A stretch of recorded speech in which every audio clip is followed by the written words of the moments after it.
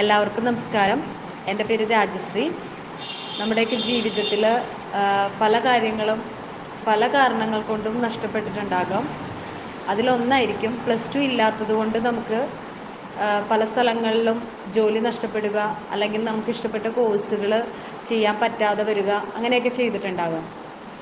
10th കഴിഞ്ഞ് Kerala board +2 പഠിച്ച് ഫെയിലായവരും NIOS +2 പഠിച്ച് ഫെയിലായ കുട്ടികളൊക്കെ ഉണ്ടാകാം. അത് കുറേ പഠിച്ചിട്ടും അവർക്കത് നേടിയെടുക്കാൻ പറ്റാത്ത രീതിയിലുള്ള ബുദ്ധിമുട്ട് അനുഭവിക്കുന്ന കുട്ടികളും ഉണ്ടാവും. അപ്പോൾ അവർക്കൊക്കെ ഒരു സന്തോഷ വാർത്തയാണ്, നമുക്ക് ഓൺലൈനായിട്ട് +2 എഴുതി പാസ്സാകാൻ പറ്റും. ഇത് സിക്സ് സ്കിൽ എഡ്യൂക്കേഷൻ നടത്തുന്ന +2 കോഴ്സാണ്. ഈ വരുന്ന ഒക്ടോബറിലേക്ക് എക്സാം എഴുതുന്നതിനുള്ള അഡ്മിഷൻ ഇപ്പോൾ ആരംഭിച്ചിട്ടുണ്ട്. നമുക്ക് സയൻസ്, ഹ്യൂമാനിറ്റീസ്, കൊമേഴ്സ് എന്നീ ഗ്രൂപ്പുകളിലേക്ക് അഡ്മിഷൻ എടുക്കാവുന്നതാണ്.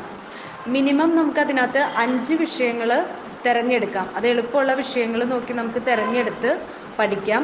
പരമാവധി നമുക്ക് 7 സബ്ജക്റ്റ് വരെ അതിനകത്ത് പഠിക്കാൻ സാധിക്കും. പഠിച്ച് പരീക്ഷ എഴുതാൻ പറ്റും.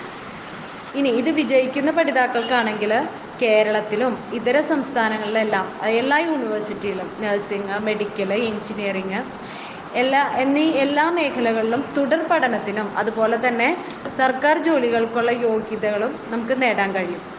കഴിഞ്ഞ 5 വർഷ കാലയളവിൽ മറ്റു ബോർഡുകളിൽ പഠിച്ചിട്ട് ഏതെങ്കിലും വിഷയത്തിന്, ഇപ്പോൾ നമ്മൾ 5-6 സബ്ജക്റ്റോ അതിനകത്ത് പഠിച്ചിട്ടുണ്ടാവും.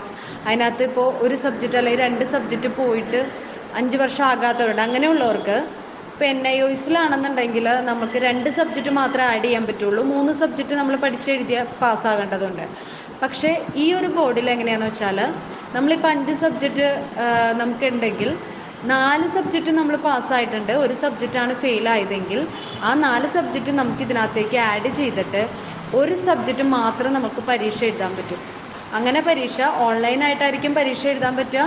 അതുപോലെ തന്നെ നമുക്കത് പാസ്സായി നമ്മൾക്ക് പിന്നീടുള്ള ഏത് കോഴ്സാണോ ചെയ്യേണ്ടത്, അല്ലെങ്കിൽ ഏതെങ്കിലും ജോലികൾക്കാണോ, എന്തിനു വേണമെങ്കിലും നമുക്ക് ആ സർട്ടിഫിക്കറ്റ് യൂസ് ചെയ്യാവുന്നതാണ്. അപ്പോൾ ഇത് 10th മാത്രമല്ല, +2 10th ഇല്ലാത്ത ഏജൊക്കെ ഒത്തിരി ആയിട്ടുള്ള ആൾക്കാരൊക്കെ ഉണ്ടെങ്കിൽ അവർക്കും നമുക്ക് ഈ ഓൺലൈനായിട്ട് എക്സാം എഴുതാൻ പറ്റുന്നതാണ്. അപ്പോൾ +2 അതുപോലെ തന്നെ SSLC എന്നിവയ്ക്ക് താല്പര്യമുള്ള കുട്ടികൾ ഉടനെ ബന്ധപ്പെടുക.